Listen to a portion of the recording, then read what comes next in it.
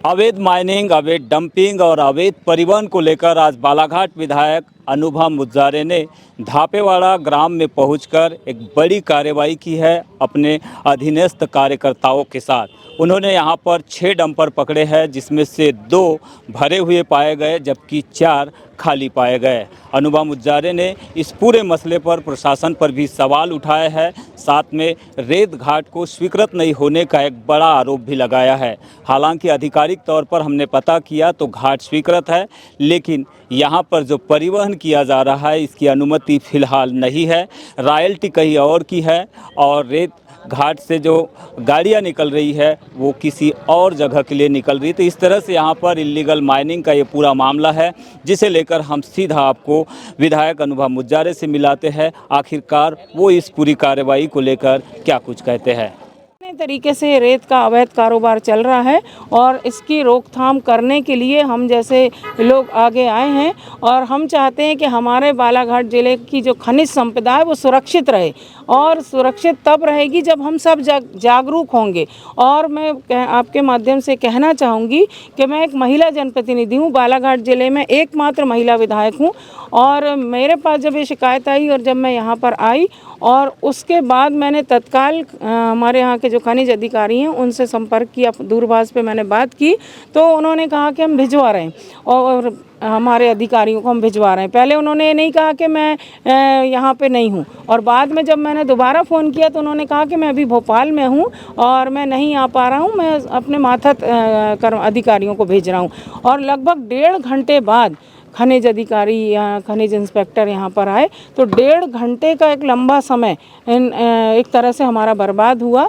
तो एक तरफ तो हम सरकार की मदद कर रहे हैं, हम शासन को लगातार जो एक ठेकेदार के द्वारा जो चूना लगाया जा रहा है करोड़ों रुपए का, उसके खिलाफ में हम बात कर रहे हैं और शासन के पक्ष में हम काम कर रहे हैं।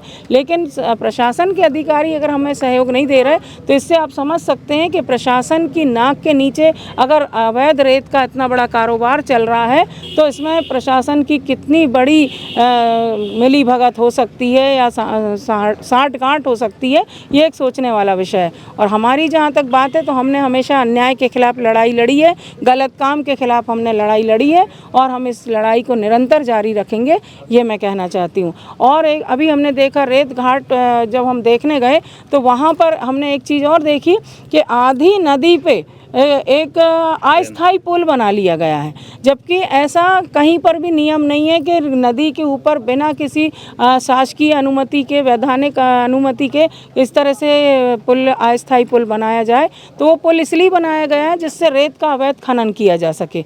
और उसके बाद जगह जगह रेत का भंडारण है, यहाँ पर हमने देखा जगह जगह बहुत बड़े बड़े भंडार हैं यहाँ पर। और हमने जब खनिज जो इंस्पेक्टर हैं उनसे हमने इस बारे में पूछा तो उन्होंने कहा इस सब की जब्ती हमने बना ली है। तो जब जब्ती आपने बना ली है, ठीक है, जब्ती की कार्रवाई आपकी हो चुकी, तो फिर वहाँ से रेत कैसे निकाली जा रही है और कैसे उसका इनलीगल अवैध तरीके से व्यापार किया जा रहा है। तो लगातार जो हमारे बालाघाट ज़िले में बात उठती चली आई है कि रेत का बहुत बड़ा अवैध कारोबार चल रहा है और प्रशासन की नाक के नीचे चल रहा है। आज मैंने अपनी आँखों से देखा और बड़ा अफसोस हुआ मुझे, और मैं चाहूँगी कि प्रशासन इसमें सहयोग करे, इनलीगल कामों को रोकने में मदद करे और दोषी लोगों पे सख्त कार्रवाई हो। आप एक तरफ कह रहे हैं कि प्रशासन इस इल्लीगल माइनिंग वर्क में आपको सपोर्ट नहीं कर रहा है पूरी तरह से, तो आप आगे क्या स्टेप कर रहे हैं, उठाएंगे इसमें? देखिए, हमारे को जनता का बहुत बड़ा आशीर्वाद मिला है, आप सबका सहयोग मिला है और सड़क पे तो हम जनता के लिए लड़ते ही रहे हैं, हमेशा से हमने लड़ाई लड़ी है। और हमारे पास एक बहुत बड़ा प्लेटफॉर्म है विधानसभा का। अगर यहाँ पे कार्रवाई नहीं होती है, वैसे हम उम्मीद करते हैं कि यहाँ पे प्रशासन अपनी जिम्मेदारी को निभाएगा और सख्त कार्रवाई करेगा दोषी लोगों पे। और अगर कहीं कोई ऐसी गुंजाइश है कि अगर नहीं होती है सख्त कार्रवाई, तो आने वाले अभी 1 जुलाई से विधानसभा का सत्र शुरू होने वाला है, मैं विधानसभा के सदन में इस मसले को उठाऊंगी। आपने माइनिंग ऑफिसर से चर्चा की तो घाट और डंपिंग को लेकर क्या स्वीकृति है प्रशासन की ओर से? नहीं है, क्या पता चला है आपको? देखिए, अभी ज़िले के जो कलेक्टर हैं डॉक्टर गिरीश मिश्रा जी, वो छुट्टी पर हैं, तो उनसे तो कोई दूरभाष पे चर्चा हो नहीं पाई। ज़िले के जो माइनिंग अधिकारी हैं खातरकर जी, उनसे बात हुई तो उन्होंने कहा कि अभी मैं भोपाल प्रवास पे हूँ, मैं संबंधित अधिकारी को भेज रहा हूँ। यहाँ पे जो माइनिंग इंस्पेक्टर आए हुए हैं, उन्होंने ये बताया कि ये घाट अभी स्वीकृत नहीं हुआ है और स्वीकृत नहीं होने के कारण ठेकेदार को कोई अधिकार नहीं बनता कि वो यहाँ से रेत को खनन करें।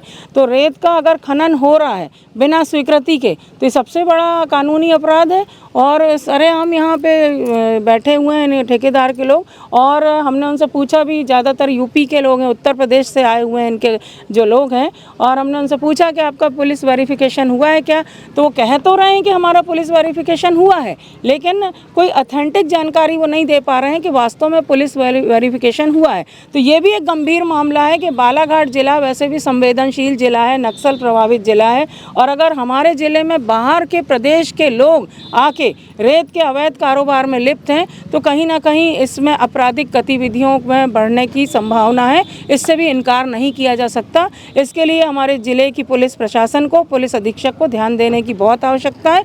बीच में जब जिला कलेक्टर ने हमारी विधायकों की बैठक रखी थी और रेत घाटों से संबंधित जब सीमांकन के मामले में, तब भी ये बात हम सभी विधायकों ने उठाई थी कि भाई जो बाहर से जो आते हैं ठेकेदार के लोग, जो दूसरे ज़िलों से आते हैं, दूसरे राज्यों से आते हैं, उनका पुलिस वेरिफिकेशन होना चाहिए। और उसमें पुलिस अधीक्षक समीर सौरभ जी ने कहा था कि बिल्कुल पुलिस वेरिफिकेशन होगा और आप लोगों को विधिवत इसकी जानकारी दी जाएगी। लेकिन अफसोस की बात है कि ये मीटिंग हुए 4 महीने हो चुके हैं, लेकिन पुलिस प्रशासन की तरफ से हम विधायकों को भी महत्व नहीं दिया गया और आज तक हमारे पास कोई ऐसी लिस्ट नहीं आई है जो रेत ठेकेदार के लोगों के लोग जो बाहर राज्य से आके यहाँ पे काम कर रहे हैं उनके लिए उनके नामों की जानकारी या उनका पुलिस वेरिफिकेशन के हुआ है, इसकी कोई सूची हमको अभी तक पुलिस प्रशासन के द्वारा उपलब्ध नहीं कराई गई है। एक तरफ कलेक्टर साहब जो है अवैध माइनिंग के खिलाफ जांच दल बना रहे हैं, लेकिन विधायक को आना पड़ रहा है, जांच दल नदारद मिल रहा है, इस पर क्या कहेंगे? ये मैं यही तो मैंने कहा आपसे शुरू में कि ये प्रशासन की कहना चाहिए कि एक तरह से लापरवाही है, या ये कहें कि जानते बूझते भी कई चीज़ों में हम छूट दे रहे हैं, या जानते बूझते हम आंखों में पट्टी बांध रहे हैं। क्योंकि ये बात आज की नहीं है। अभी से कुछ दिनों पहले हमने देखा था कि वारासूनी क्षेत्र के विधायक श्री विवेक पटेल और श्री गौरव पारदी जी कटंगी क्षेत्र के दोनों विधायक घाटों में पहुँचे थे। वारासूनी क्षेत्र के कुछ घाटों में उन्होंने दौरा किया था और वहाँ पर भी उन्होंने कई गाड़ियों की जब्ती करवाई थी और आवाज़ उठाई थी इसके अवैध रेत खनन के मामले में। तो ये बात तो जग जाहिर है कि बालाघाट ज़िले में, क्योंकि रेत का मामले में हम बड़े भाग्यशाली हैं कि हमारे यहाँ की नदियों में बहुत अच्छी किस्म की रेत हम लोगों को मिलती है। तो ये तो जाहिर है कि यहाँ पे इनलीगल काम बहुत बड़े पैमाने पे हो रहा है, रेत का कारोबार अवैध तरीके से चल रहा है। तो प्रशासन को तो ये बात अच्छे से पता है। जब घाटों का सीमांकन हो गया है, सब कुछ हो गया है, फिर उस सीमांकन से ज़्यादा बढ़ा के भी रेत निकाली जा रही, तब भी प्रशासन कोई ध्यान नहीं दे रहा। इतने बड़े विभाग बने हुए हैं, पूरा खनिज विभाग बना हुआ है, इतने अधिकारी कर्मचारी नियुक्त हैं, वो सब क्या कर रहे हैं? तो मैं तो ये कहूँगी कि या तो जानबूझ के प्रशासन ध्यान नहीं दे रहा या फिर ठेकेदार को संरक्षण में दिया जा रहा है प्रशासन की ओर से, तब ये सब हो रहा है। और हम तो जनप्रतिनिधि हैं, मैं तो अपने आप को कभी विधायक नहीं मानती। मैं हमेशा से कहती हूँ कि मैं जनसेवक हूँ और जनता की एक आवाज़ पे मैं अपनी जान की बाजी लगाने के लिए हमेशा तत्पर हूँ। अन्याय के खिलाफ लड़ना मेरी जिम्मेदारी और मैं तब तक लड़ूंगी जब तक मेरी सांस है। धापेरा कुमारी में